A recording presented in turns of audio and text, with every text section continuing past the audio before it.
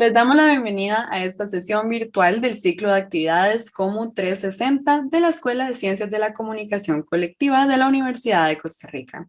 Soy Sofía Varela, estudiante de periodismo en esta universidad y seré su anfitriona. Hoy tenemos el honor de recibir a Manuel Canales, Senior Graphic Editor de la revista National Geographic, fundada en 1888. Nat Geo es hoy una de las marcas globales que mejor se ha adaptado al mundo digital sin perder su personalidad. Para darle la bienvenida, quienes lo deseen, por favor, enciendan sus cámaras. Se les recuerda que el ciclo de verano COMU 360 son charlas y talleres gratuitos que cada estudiante podrá registrar como horas de conferencia. Entonces, a partir de este momento, le pedimos al público, por favor, apagar sus cámaras y micrófonos. Cedo la palabra a la profesora Ani Pérez, coordinadora del área de periodismo, para presentarles a Manuel Canales. Bienvenido, Manuel. Manuel nació en Liberia, pero como contó a Emiliana García en La Voz de Guanacaste en una entrevista que le hicieron, sus paseos por un pueblo divino que se llama Curubandé, en las faldas del volcán Rincón de la Vieja, lo hacían imaginar qué había por dentro de las maravillas que observaba. Años después soñaba con pintar esa exuberancia natural, pero su esfuerzo lo premió convirtiendo su trabajo, su actividad artística en algo de mucho mayor impacto, porque su sensibilidad encontró en el periodismo la posibilidad de lucir sus habilidades informando y educando a las audiencias. A Manuel le gusta imaginarse con un ojo biónico que le ayuda a atravesar el elemento y verlo desde la raíz hasta sus huesos. Es licenciado en diseño publicitario. En el año 2000 fue del equipo fundador de la unidad de infografía y diseño digital del Grupo Nación. Ahí inició una labor pionera que permitió convertir la información de los reporteros en infográficos y multimediales que satisfacieran las necesidades de las audiencias. En GN abonó una carrera de grandes proyectos premiados internacionalmente, como el especial para el diario Al Día de la Bienal Iberoamericana de Diseño sobre un espectáculo de acrobacias aéreas en Punta Arenas. Su trabajo ha sido varias veces reconocido por los prestigiosos premios de la Society of News Design y los Malofiev con Costa Rica al Natural, el mapa de Costa Rica de punta a punta en formato de 2 metros, la infografía de Batman que en este momento pueden ver atrás mío, una del Volcán Iguazú o del Hobbit para la revista Su Casa o la Banda Patriótica. Desde el 2015 trabaja como director gráfico senior en la revista The Nat Geo y ha llevado sus proyectos a un nivel superior como el impresionante nuevo sistema solar, el nuevo gráfico del sistema solar que en este momento la profesora Ani tiene como su background, y la animación sobre la exploración de Marte, que es realmente increíble y muy detallada y se las estaremos pasando ahora más tarde.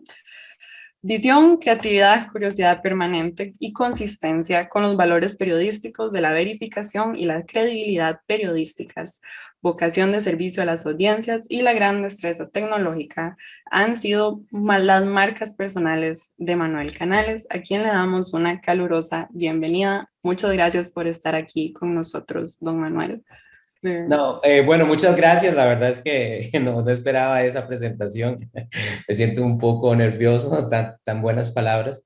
No, un placer de estar aquí con ustedes y sobre todo muchas gracias por haberme invitado. Me gustaría que esta fuera como una charla, más que una presentación, una charla sobre imagen, el poder de la imagen en la comunicación y sobre todo en periodismo.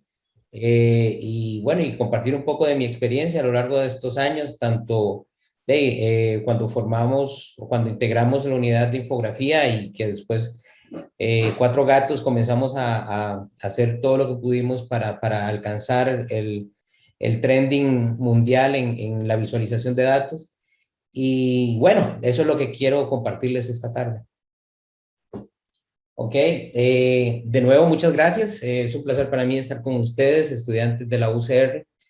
Eh, el periodismo llegó a mí de una manera interesante, no lo busqué, simplemente llegó y la verdad es que me encontré con esto que fue la infografía en el periódico La Nación. Cuando llegué ahí era un departamento pequeño que se acababa de formar 2 años antes y para mí, un estudiante que estaba cursando la licenciatura, me pareció que era lo mío porque involucraba diseño, ilustración, y esta parte de periodismo que también era novedosa y me gustaba, ¿no? Estar en medio de la redacción de La Nación por ahí del año, por el 2000, fue bastante interesante, retador y sobre todo me aprendí montones. Estar con mis compañeros periodistas, mis compañeros diseñadores, fue un equipo muy, muy lindo en el cual pudimos surgir y crear cosas muy interesantes. Sin más, bueno, yo trabajo desde el 2015 en National Geographic como Senior Graphic Editor. Y bueno, ahí les quiero comentar un poco de mi experiencia y bueno, quisiera darle de nuevo las gracias y decirles bueno, que utilizamos imágenes en nuestra comunicación todo el tiempo, en nuestro chat con amigos, con nuestras familias, en nuestras redes sociales. El uso de emojis para expresar emociones es habitual y nos agiliza en la conversación, más que mandar un, hey, estoy triste o mira, me siento muy agüevado, te mandas un emoji o un thumbs up, etcétera. O ahora con los memes ¿cómo se llama? De estos que son tan populares para para reflejar la emoción, cómo te sientes. Los corazones que si bien representan el amor, también hoy en día simbolizan un like o una aprobación en las redes sociales. Entonces estamos ante una alfabetización visual o una nueva manera o no una nueva manera, porque la hemos tenido siempre, sino que estamos sacándole más provecho en nuestras comunicaciones virtuales y diarias. Y es que las imágenes tienen un alto valor informativo. Por ejemplo, sabemos que una fruta está madura por su color o que un objeto puede punzarnos por su forma. Podemos decodificar esa imagen, la vemos y ya sabemos qué información, qué representa, qué valor tiene. Por ejemplo, ante estos colores tan universales, todos sabemos qué reacción tomar. Y es que le ha sido un valor, se le ha asignado un valor. El significado de detenerse, de seguir, de acuerdo al color que venga, es algo que es aquí y en cualquier otra parte del mundo, obligándonos a respetar este tipo de leyes que necesitamos decodificar inmediatamente. No ponemos una tipografía que diga alto, alto. Imagínense una persona que, no sé, estás en otro país, no sabes el idioma, la idea es que sea más universal. Y como las imágenes cuentan con ese gran valor informativo, este es un ejemplo de síntesis y además de argumento visual muy interesante. Repito, utilizamos las imágenes todo el tiempo para conducirnos a diferentes lugares.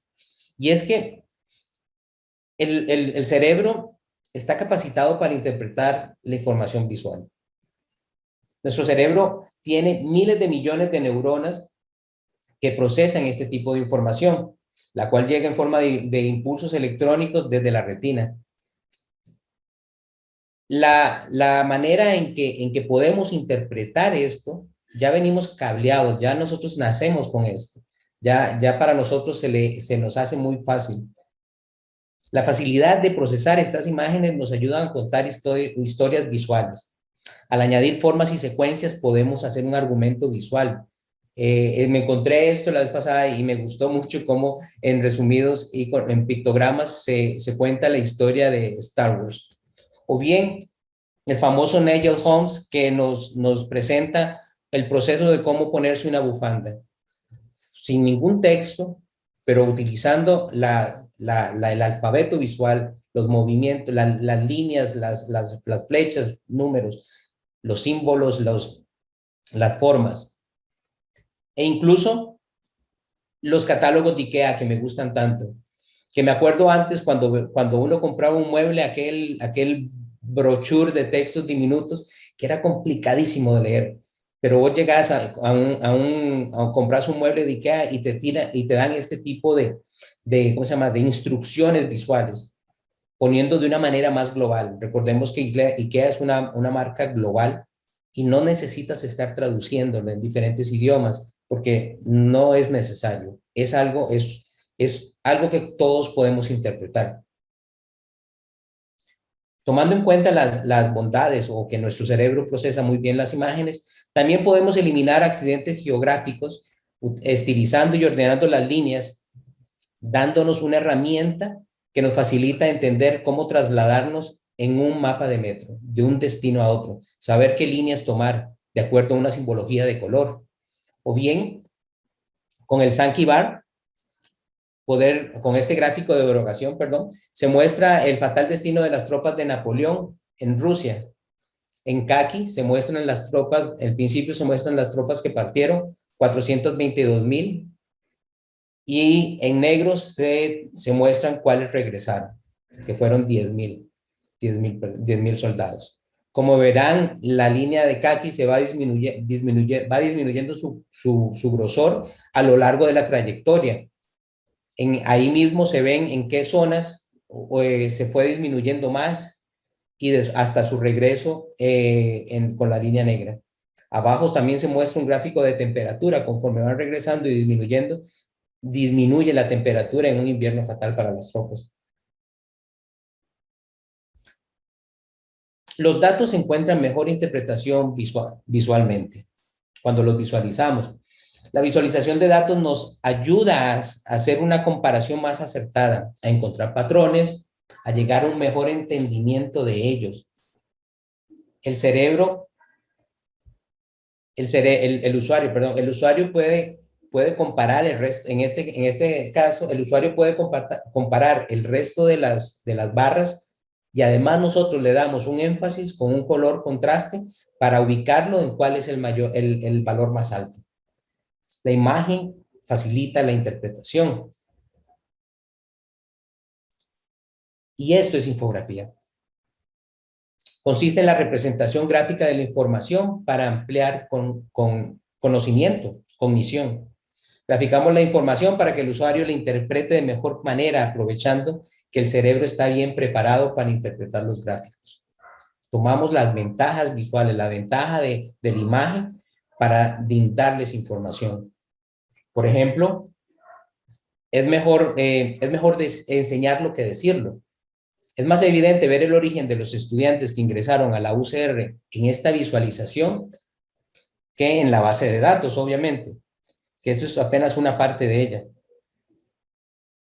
O bien, utilizando algunas barras sencillas de color contraste a lo largo de una línea de tiempo, podemos apreciar el presupuesto de las misiones de Marte, de cuándo comienzan y cuándo terminan. Algunas incluso todavía siguen.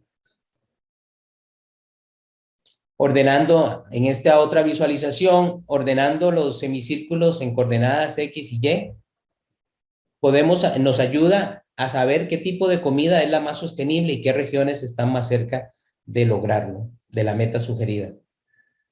Este tipo de visualizaciones son abstractas. Llegamos a un acuerdo en donde donde yo acuerdo con el receptor que los semicírculos, el tamaño de los semicírculos va a ser la cantidad de gramos consumidos por esa región, donde el color va a significar la región, etcétera. De esta manera podemos dar esa información y sobre todo darle al usuario un patrón o una herramienta para que él ubique, vea patrones e interprete de mejor manera la información. Algunas historias necesitan ser más figurativas porque este detalle incrementa el entendimiento. La escala, el contraste de color, la secuencia a la izquierda, el detalle de la inmensa pluma magmática debajo de Yellowstone nos ayuda a ver la gran amenaza que hay debajo de esta región. Y cuando uno está carajillo en la escuela, le hablan de volcanes, pero ¿cómo son nuestros volcanes por dentro? ¿Qué mejor manera de enseñarlo? Quitando las paredes de roca que lo envuelven y enseñar al Irazú en su gran esplendor, también enseñando cómo fue formado.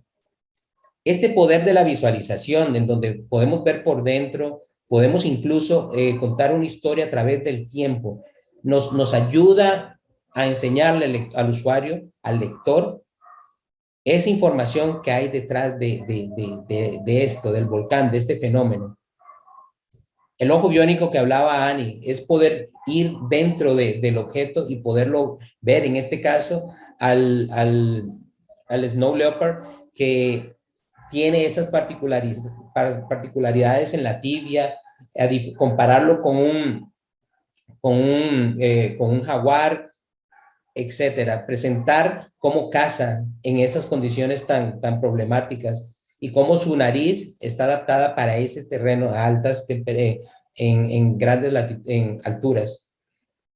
O bien irnos de una manera microscópica y encontrarnos con el coronavirus y cómo este ataca y cómo a su vez el sistema inmune, tratando de defender, también nos ataca a nosotros. Estas son las bondades de esta visualización.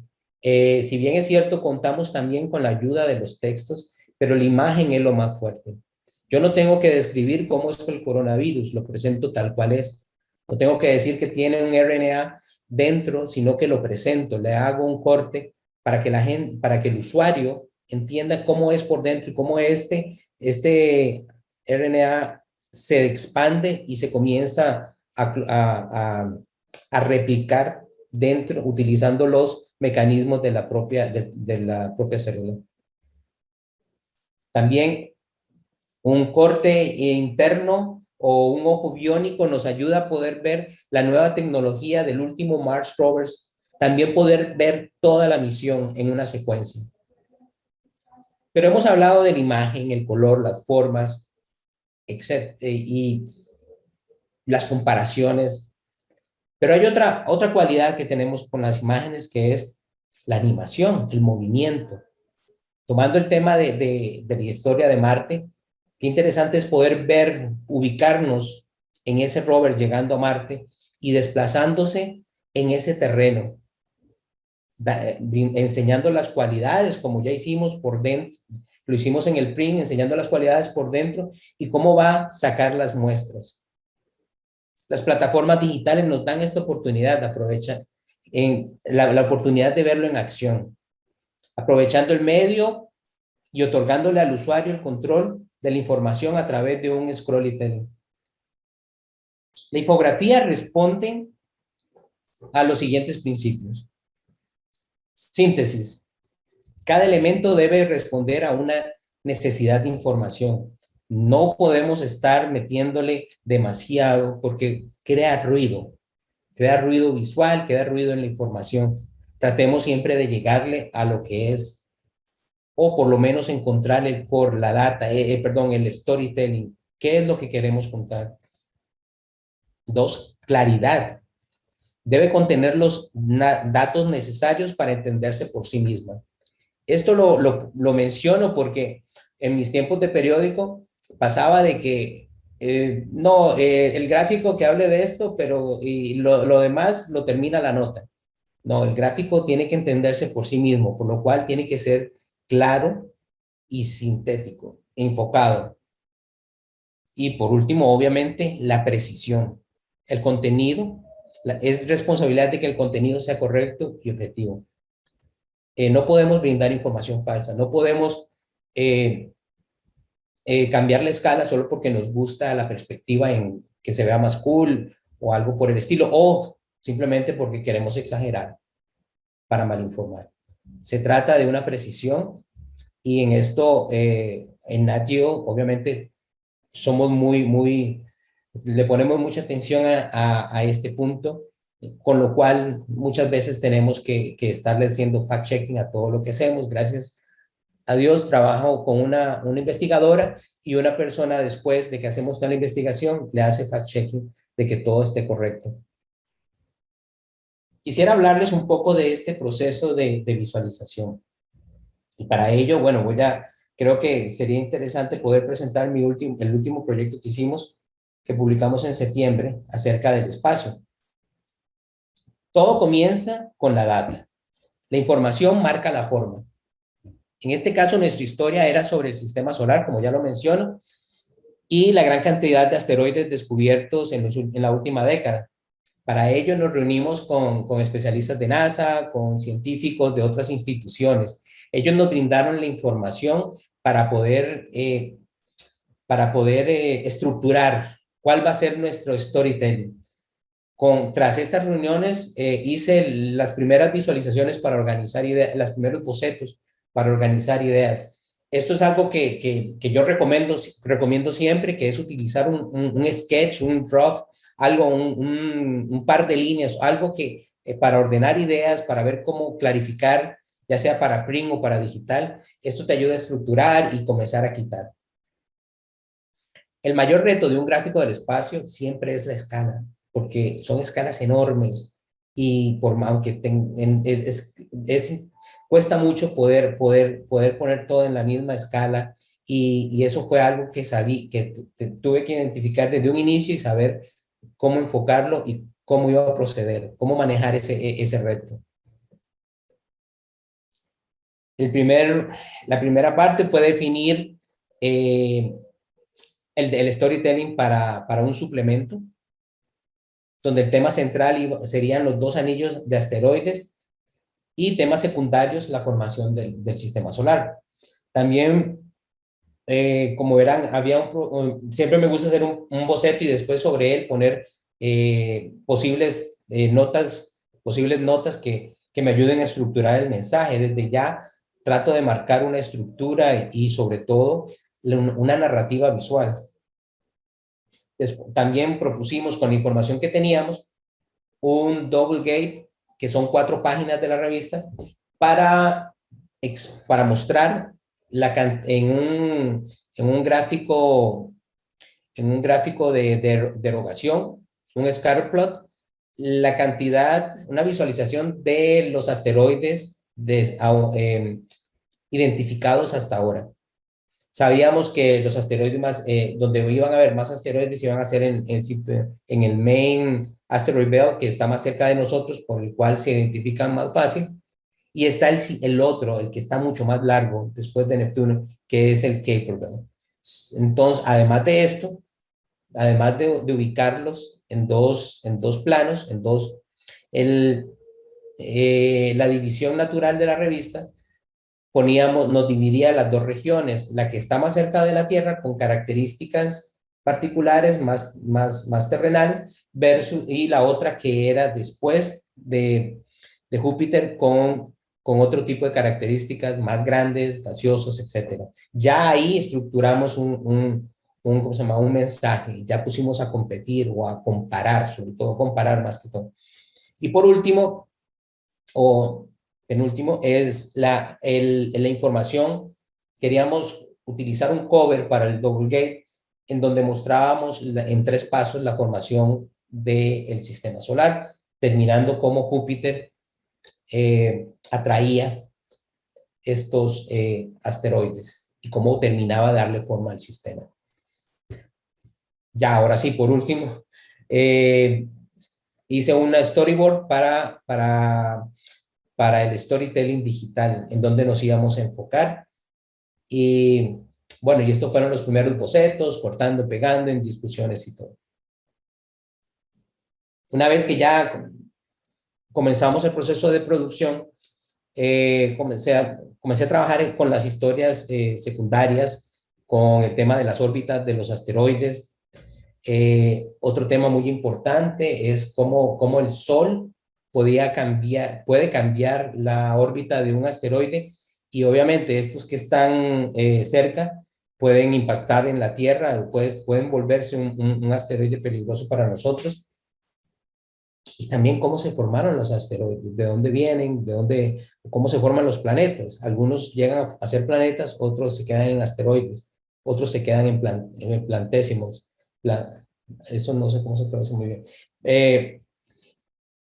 Y por último, el tema secundario, que es la formación del sistema solar en 3 periodos.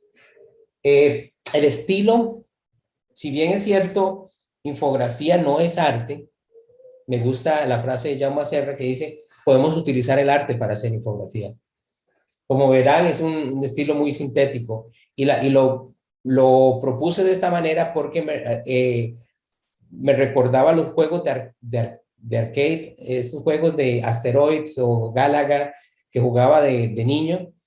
Y era una manera también de poner dos lecturas, dos jerarquías visuales. Una que iba a ser muy realista y otra que iba a tener los temas secundarios y ponerlos como en un segundo plano para no interrumpir. Porque de buenas a primeras sabíamos, es un suplemento y teníamos un montón de información. Si bien es cierto, condensamos mucho y estructuramos el storytelling, pero también había muchos elementos de segundo y tercer nivel que iban a estar ahí circundando la pieza. Bueno, para la propuesta del suplemento, quería hacer algo muy más realista, o por lo menos quería diferenciarme de la mayoría de gráficos que vemos del espacio, donde utilizan una serie de colores inmensos, sol muy amarillo saturado, y todo eso no fue porque quería ser cool, simplemente porque entre más color me da más ruido, y como necesitábamos enfocar la atención del usuario en el tema, en el eje central que iban a ser los anillos, tanto el main asteroid belt y el Kuiper belt, que está a miles de kilómetros de distancia. Entonces, utilicé aquí un recurso de 3D y partimos la composición es en una diagonal para llamar un eje de atención, a poner un poco de tensión. Los anillos, el primero se encuentra entre la Tierra y Júpiter, o bueno, mejor ubicado sería entre Marte y Júpiter, y son como una dona partida, los dos. Y el último, después de Neptuno, que es el grande, el que tiene los objetos más grandes y gaseosos porque están fuera del calor del Sol, por llamarlo de esta manera.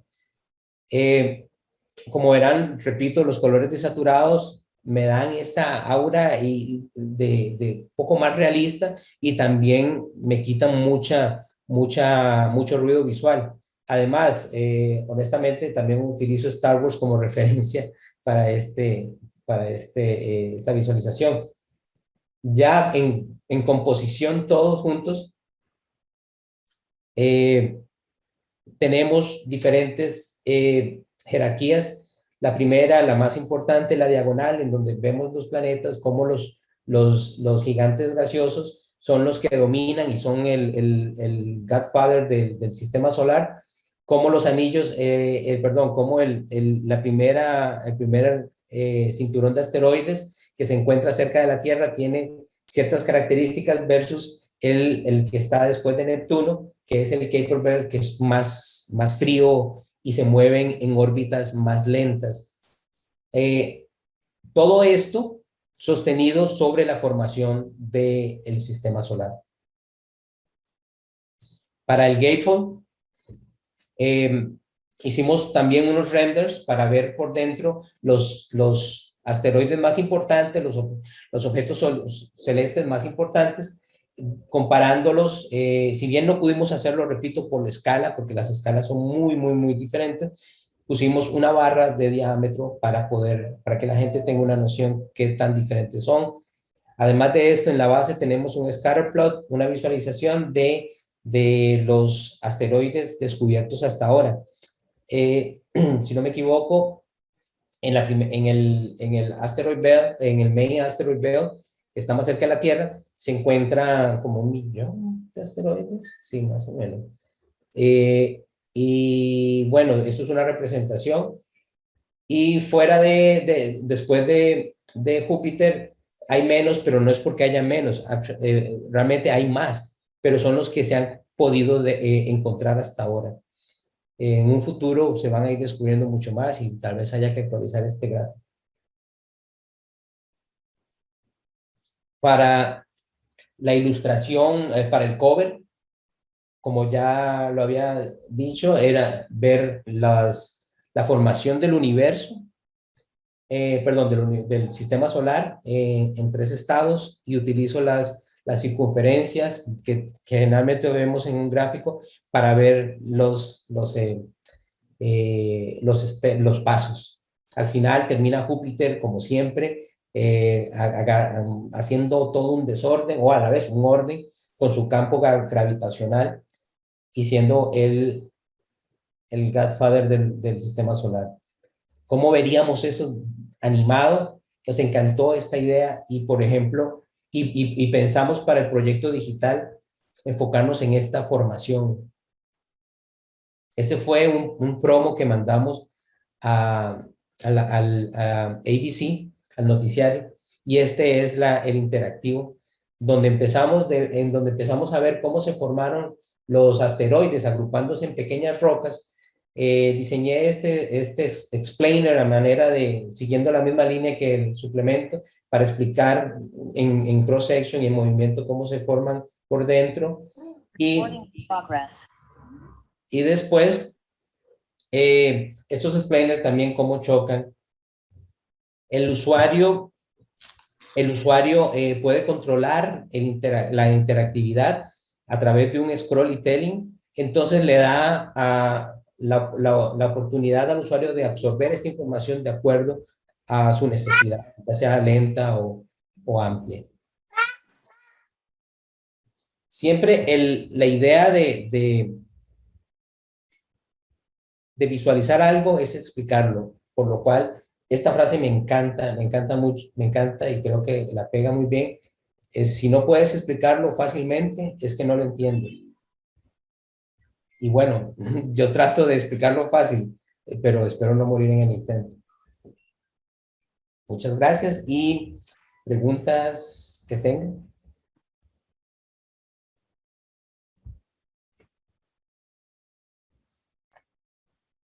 Bueno, yo sí tengo una pregunta, digamos, porque, o sea, estos son proyectos que son sumamente complejos, ¿verdad? O sea, tienen el componente científico, el componente interactivo, el componente de diseño. Am, ¿Cuántas personas, o sea, cuando NatGeo se propone hacer uno de estos proyectos como el de Marte o como el del Sistema Solar que nos acaba de enseñar, cuántas personas participan? ¿Qué tan grandes son estos equipos? Uh-huh. Bueno, la ventaja con NatGeo, bueno, yo siempre trabajo con una investigadora. Ella, bueno, son varios, ¿verdad? Diferentes en cada proyecto. En particular en este de Marte, la investigadora también tiene muchos contactos, entonces podemos ir con la NASA, sacamos unos especialistas buenísimos que nos ayudaron a ver cómo es este tema, qué es lo nuevo de contar del universo, perdón, de la galaxia, del sistema solar. La cantidad de gente que se une va por etapas. Por ejemplo, en la primera etapa somos ella y yo. Una vez que ella trae la información o consigue información, yo me reúno incluso con el experto, por ejemplo, me reuní junto con ella para hablar con el experto de la NASA y con otro experto de una universidad. Entonces, una vez que nos reunimos, comenzamos a tirar ideas. Yo trato de bocetar para plantear visualmente cuál es la estructura. Después viene una vez que ya tengo un concepto, un boceto, estructuro, ok, vamos a irnos por esta línea, con este y este tema, va a ser un suplemento o va a ser un gatefold. Y bueno, ¿cómo lo voy a hacer? Si en algunas ocasiones lo puedo hacer yo, porque me gusta el estilo de ilustración que yo manejo, me sirve para esta historia, por ejemplo, en el Snow Leopard o en el Put the Planet on Diet. Yo creo eso, mi estilo me gusta para esas visualizaciones. Pero en el caso de Marte, yo ya tenía como la idea de cómo representarlo. Entonces contraté a un artista 3D. Entonces ya ahí ya vemos 3 personas. Después para las animaciones, contraté a otro compañero, un ex compañero de infografía de aquí de Costa Rica, para que me ayudara con las animaciones y también para generar los explainers en 3D. Entonces ya vemos 4 ahí. Y ya cuando ya llego a la parte ¿cómo se llama? De la parte digital. Y después, dentro de esos, ya vemos 4 produciendo eso. Además tenemos a una persona que cura los textos, que ella es especialista en editar los textos de los gráficos para que lleven un lenguaje Nat Geo y sobre todo para que no nos volemos con términos muy, ¿cómo se llama? Muy técnicos y como para llevar una línea editorial también. Me encanta trabajar con ella porque torna los textos más fáciles y una composición lindísima. Ya vemos, ¿cuánto hablábamos? 5. ¿Y quién más? Contraté a otra persona porque el proyecto se volvió muy grande, que me ayudara con la idea de los pictogramas, de la simplificación, al estilo Gálaga. Entonces ya vemos 6. Entonces prácticamente 6. Más yo tengo una serie de reuniones en donde presento esto a mis jefes a lo largo que va el proyecto y no sé, podemos poner lo que también participa en el proyecto a la hora de que están opinando. Eh, y después ya cuando lo presento, también el editor de texto tiene algunas o sugerencias, opiniones e intercambiamos eso. Pero yo creo que la producción así muy a grosso modo pueden ser como 6 personas, pero como te digo, todo va a ir como en escala, ¿no? Escalando, de acuerdo a... Hay otras producciones que de repente, por ejemplo, ahora tuvimos que modelar ¿cómo se llama? Una estructura geográfica que no existe información de nada y hacerlo desde cero. Y bueno, tuvimos que jalar de todo lado, entonces se torna como más gente. Otras veces soy solo yo, con la investigadora. ¿Ya? Entonces depende del proyecto. Muchas gracias. Ahora también invitamos a otras personas a, por favor, hacer sus preguntas. Si tienen, prendan el micrófono y la cámara, si es posible, y levantando la mano, por favor. Bueno, ahí está Harold que nos está haciendo una pregunta. Adelante, Harold. Bueno, muchas buenas tardes a todos y en especial a Manuel Canales, que tenía mucho tiempo de no observarlo. Un abrazo acá desde Costa Rica y bueno, recordando los buenos tiempos que estuvimos en la nación. La pregunta concreta, Manuel, es ¿qué tan lejos estamos en Costa Rica de eso que vos estás exponiendo? ¿Es posible crear esas cosas acá, comparando con la nación, que es lo que conocemos, por lo menos vos y yo? Creo que aquí alguien más de la nación, no sé, pero digamos de la nación, que es digamos lo más moderno que podríamos decir que hay en Costa Rica en cuanto a este tipo de trabajos. ¿Qué tan lejos estamos de ese mundo? ¿Cómo acercarse a ese mundo? ¿Es tan difícil? Harold, un placer verte, viejo. Qué lindo tenerte acá. De ahí no, yo creo que los primeros, lo que hicimos en La Nación, fuimos 4 gatos. No teníamos una investigadora o éramos nosotros en colaboración también con el periodista. Nos íbamos cuando por ejemplo el proyecto de los volcanes fue reunirnos con la gente del Opsicori, la gente incluso expertos del ICE, científicos.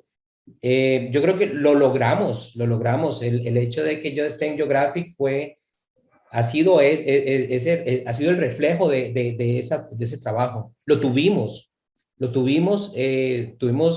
el departamento y y no era que solo nosotros teníamos el conocimiento. La ventaja es que venía llegando gente que fue adquiriendo ese conocimiento. Demuestra tenemos a Marco Hernández en el New York Times y a Pablito que se encuentra en el New York Times en la versión de Asia. Gente que estuvo con nosotros en Infografía de la Nación.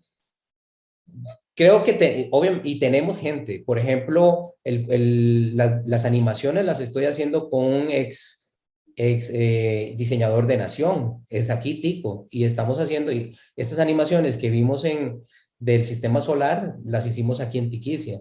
Es cierto, la parte, digo toda la composición, la parte de las animaciones en 3D, fue un artista con el que trabajo generalmente, que es ¿cómo se llama? De Bruselas, pero sí lo tenemos, no podemos negar el talento que tenemos acá, lo demostramos en Nación y es cuestión de enfocarnos en cómo plantear la información, puede explotar, tenemos mucho material acá, mucho talento y eso siempre lo he defendido y la gente lo reconoce a nivel internacional también.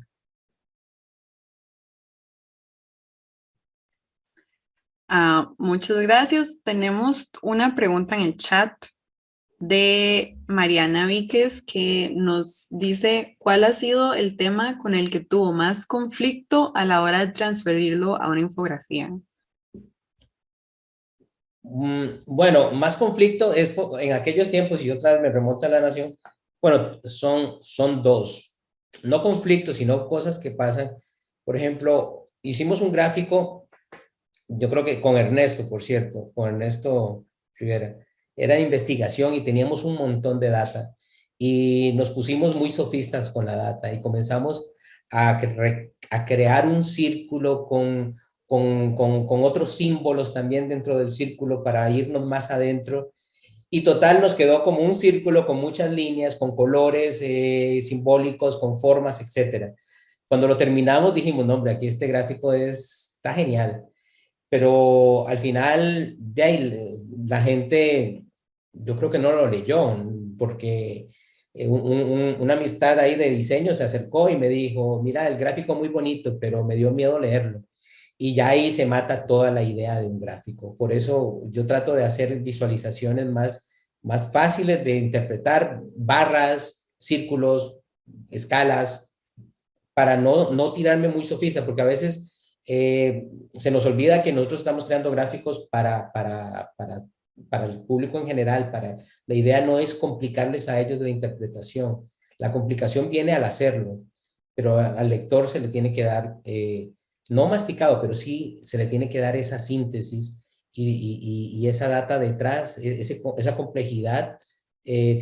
Nosotros la tenemos que dejar, no se la podemos pasar al lector. Y ese tal vez fue el que le llamamos la estrella de la muerte, porque era redondo y la verdad es que se parecía. Pero sí, eso me sirvió, y yo creo que nos sirvió de lección al departamento de comenzar, cambiar un poco el norte e ir más enfocado al usuario. Y tal vez no, yo creo que ese sería como el mayor conflicto. Los demás, y como toda historia, cuestan. Yo digo que uno nace y muere en cada gráfico, porque todo gráfico, toda historia, todo storytelling es un gran reto, ¿no? Puede ser más rápido que vos llegues ¿cómo se llama? Al concepto.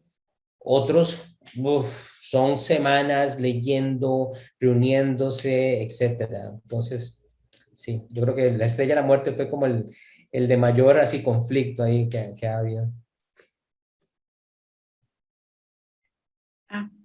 La profe Ani tiene una pregunta.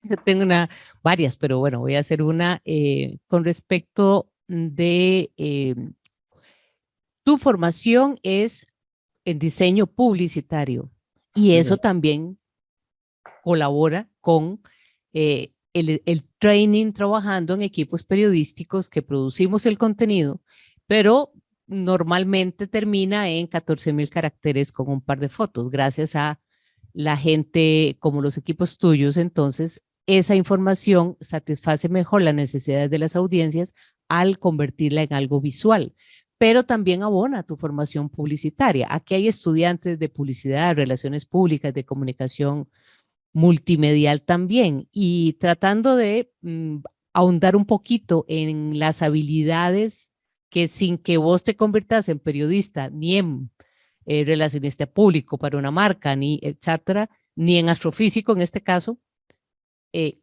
cómo se integran las experiencias y los conocimientos, en tu caso particular. Es interesante porque como yo vengo de diseño publicitario, llevé muchas materias de comunicación.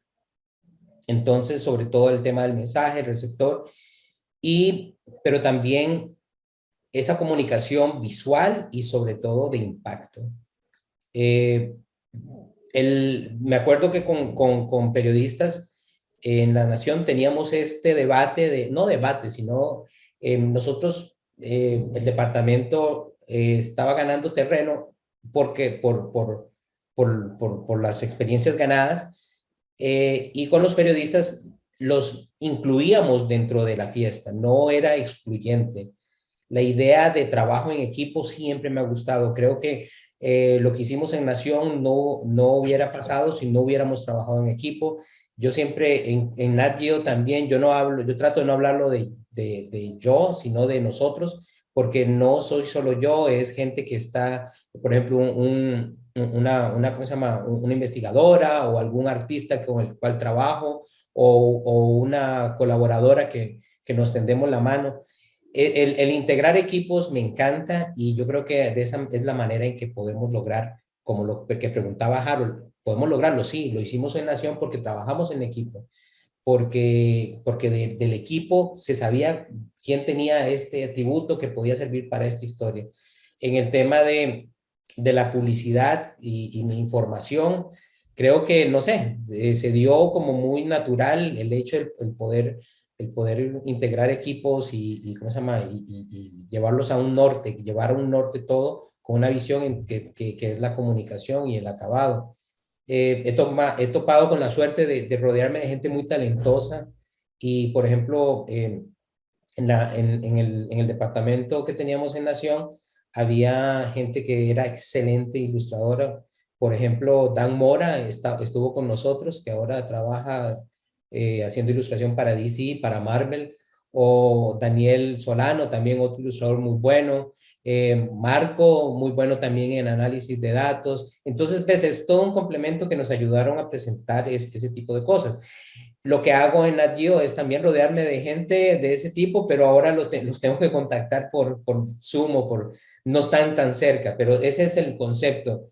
La formación que tuve en Nación me enseñó a trabajar en equipos multidisciplinarios y para contar una anécdota, el mapa de Costa Rica de punta a punta, que fue un reto enorme porque de ahí éramos solo 2 personas en el departamento y teníamos que estar con el mapa también. Y me acuerdo que nos integramos en equipo con la gente de sistemas de información geográfica.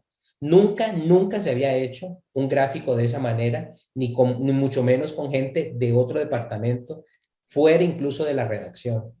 Y fue lindísimo la experiencia, tanto así que después de Costa Rica de punta a punta vino parques nacionales, bosques, etcétera. Vino una serie y nos enseñó de que integrar equipos multidisciplinarios nos ayuda a lograr metas que antes no hubiéramos logrado solo. No sé si respondo a tu pregunta de esa manera, Ani, o quedó algo que se me olvidó contestar. No, por supuesto, perfecto.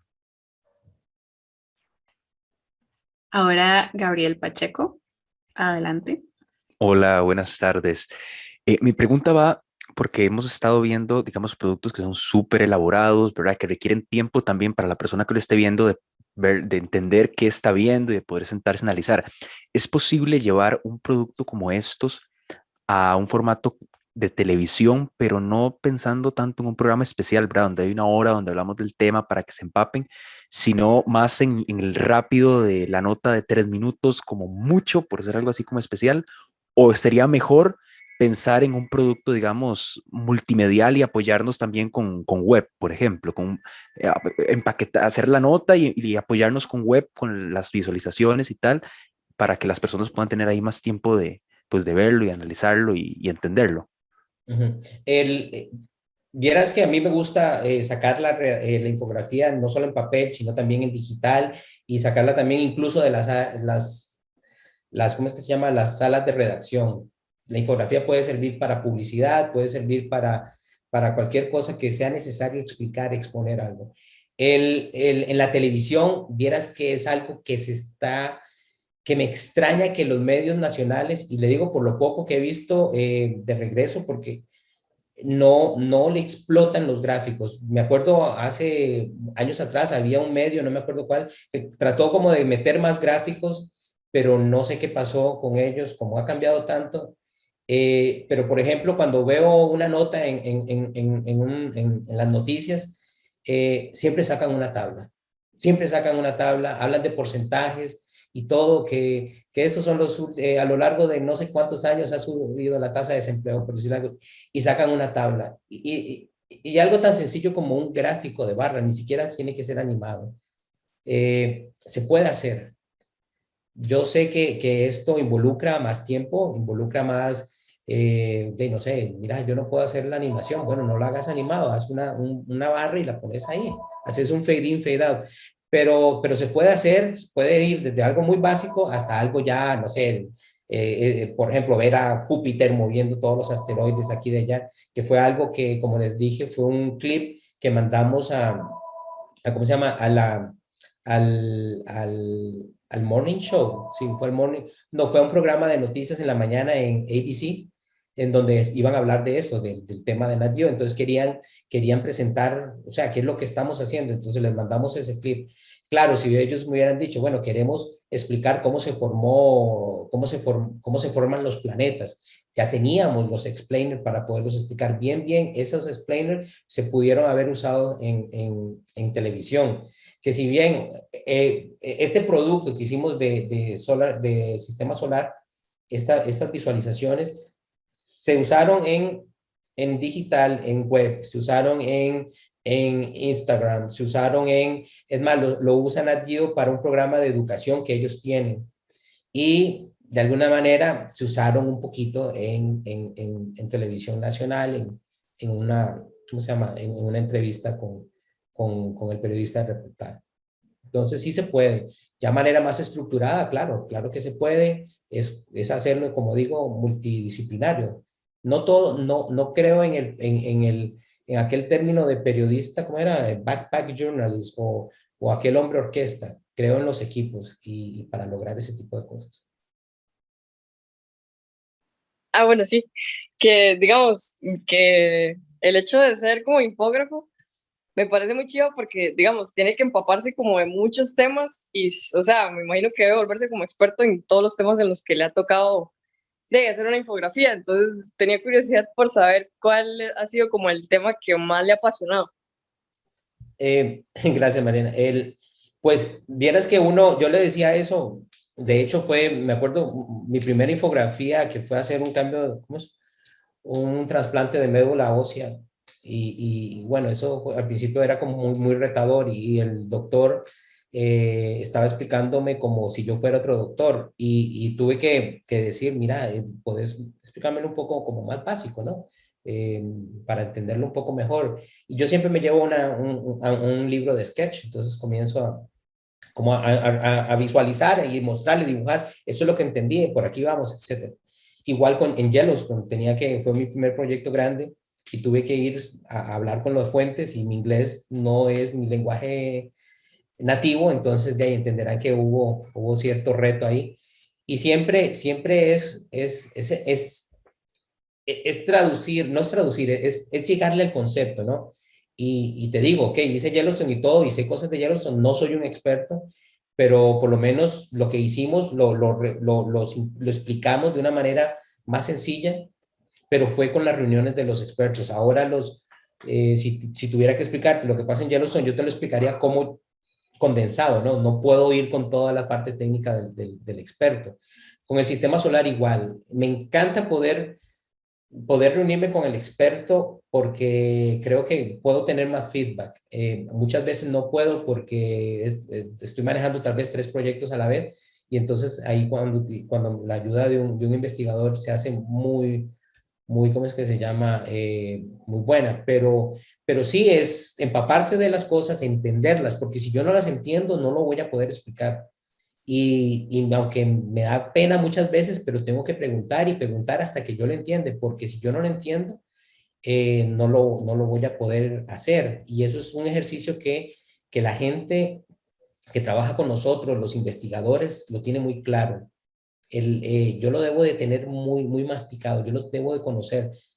Si tengo que preguntarle 500 veces al experto, lo someto a prueba, le mando bocetos, él me da su feedback y así vamos, hasta que ya lo entienda.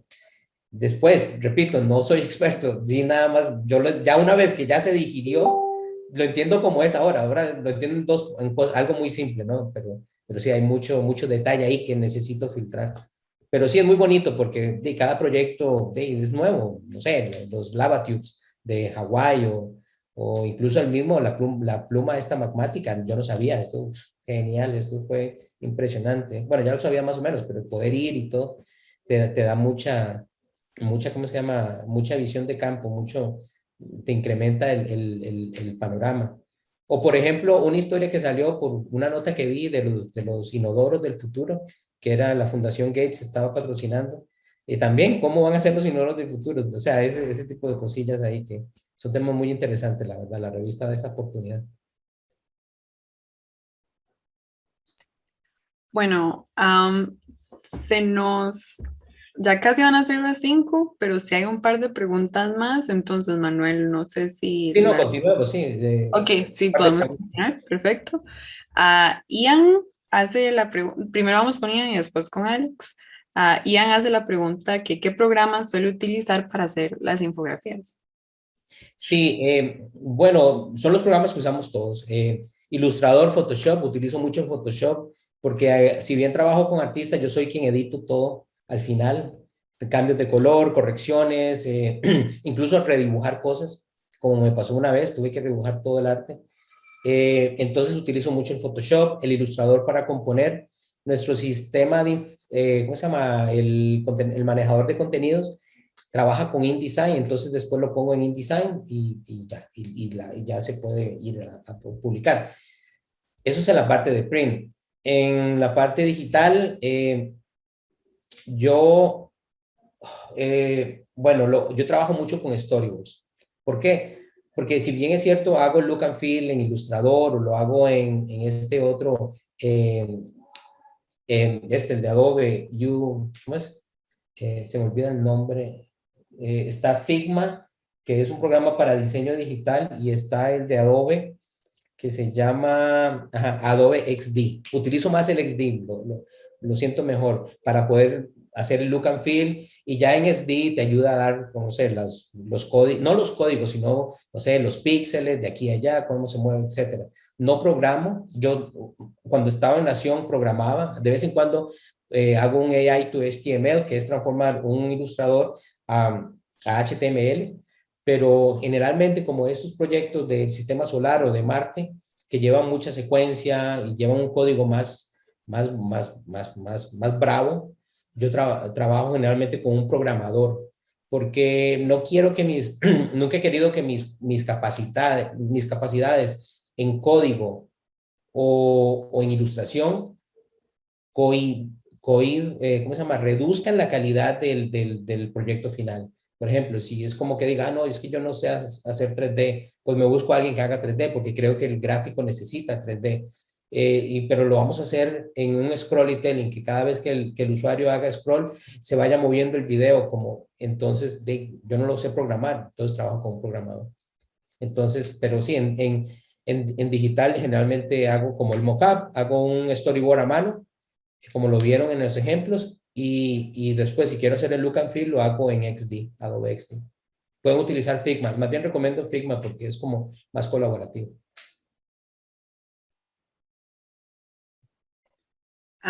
Alex Solís. Sí, buenas tardes. Buenas tardes. Sí, siguiendo un poquito con lo que nos dice ahorita de los storyboards y demás, yo tenía la duda porque nos dice que suele intentar utilizar figuras como más sencillas para hacer representaciones en las infografías. Y pensando en esto, tal vez en las que son más estáticas, no pensando en la animación y entendiendo que va a depender como del tema y de una cuestión inspiracional, pero hay como algún tipo de metodología que utilice para estructurar los diseños o alguna recomendación que sea como básica, que siempre o suela seguir para hacer estos acomodos de información y de la parte gráfica con las infografías, o todo suele ser así como bastante orgánico de cómo le vaya llegando y lo vaya visualizando al momento. Yo creo que la mejor herramienta para empezar es el boceto. El boceto. Olvidémonos del ilustrador o no, boceto a mano. Boceto a mano, yo a veces agarro en un cuaderno de dibujo y ni siquiera agarro toda la hoja, agarro solo un pedacito. Entonces, no sé, digamos que quiero hacer, va a ser o sea, lo veo como muy horizontal, hago ¿cómo se llama? Un rectángulo panorámico y comienzo como aquí puede ser esto, como a ordenar las ideas visualmente. Si tiene que ser algo digital, digo, bueno, por aquí puedo poner esto, pero siempre a mano. No necesitas que gastar hojas y hojas para no matar más árboles, nada más en una hoja, incluso algo pequeñito. Una vez que ya tengo algo de esto, salió algo interesante, le sigo dando punta.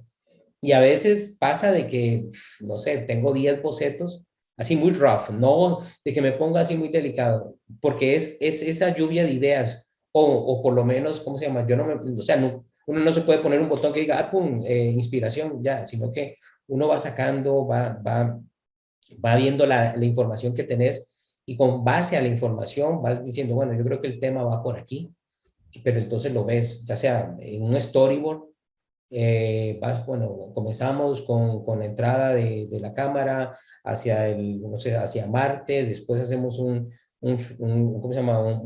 Bajamos, hacemos como un planeo por donde va a aterrizar el rover y después lo vemos, pum, ahí corriendo, bueno, perdón, desplazándose. Cosas así, y es más fácil cuando comenzás a dibujarlo, porque vos decís, uy, no tengo esto, no, la NASA no quiere revelar cómo va a ser el aterrizaje, que eso es verdad, o sea, esa información no la teníamos. Después ellos la sacaron, obviamente, y tenían la información estelar, entonces no la sacamos nosotros. Pero entonces nos enfocamos en la misión, nos dieron mucha información de eso, siempre son muy generosos. Esta vez no puedo decir por qué no la teníamos. Pero la cuestión es que va a ser ordenando vos las ideas con un boceto, siempre un boceto, ya sea para digital, para print, para video, para animación. Eso es, después las ideas ahí, después vos vas a construyendo con el siguiente paso, si lo querés tirarte de ilustrador Ahora hoy en día hay herramientas muy grandes, por ejemplo, con el iPad, estoy utilizando una que se llama Procreate, que es buenísima, entonces el control Z es riquísimo cuando comienzas a bocetar, pero si no, entonces así en una hoja de papel y con un lápiz.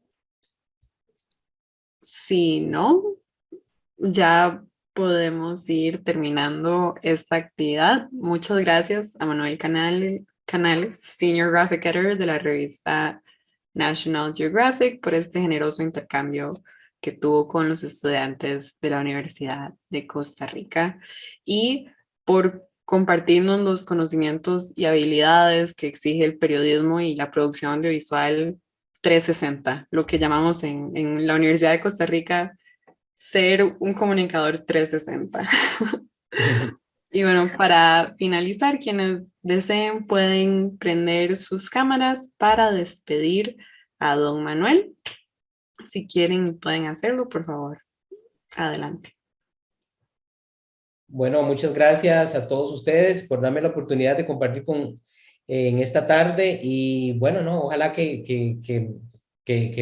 esto, no sé, de sirva de las experiencias que hemos tenido haya sido de alguna información interesante para algún futuro y bueno, ahí está el Twitter por aquello y no, muchas gracias y ojalá repetir más adelante, Ani y Sofía. Harold, un placer verte virtualmente. Y bueno, y a todos ustedes, muchas gracias. Muchísimas gracias, Manuel. Hemos estado conversando de esta posibilidad desde el año pasado, ¿verdad, Manuelito? Más o menos. Desde el año pasado, sí. Manuel tiene una agenda muy complicada, trabaja mucho en remoto y ya ustedes vieron una explicación de trabajar con grupos interdisciplinarios es muy complicado. Así es que muchas gracias por el esfuerzo de haber estado acá con todo el grupo y con estudiantes de los diferentes énfasis que estamos esta tarde que vinimos a escucharte. Muchas gracias. Muchas gracias a ustedes. Estamos a la orden.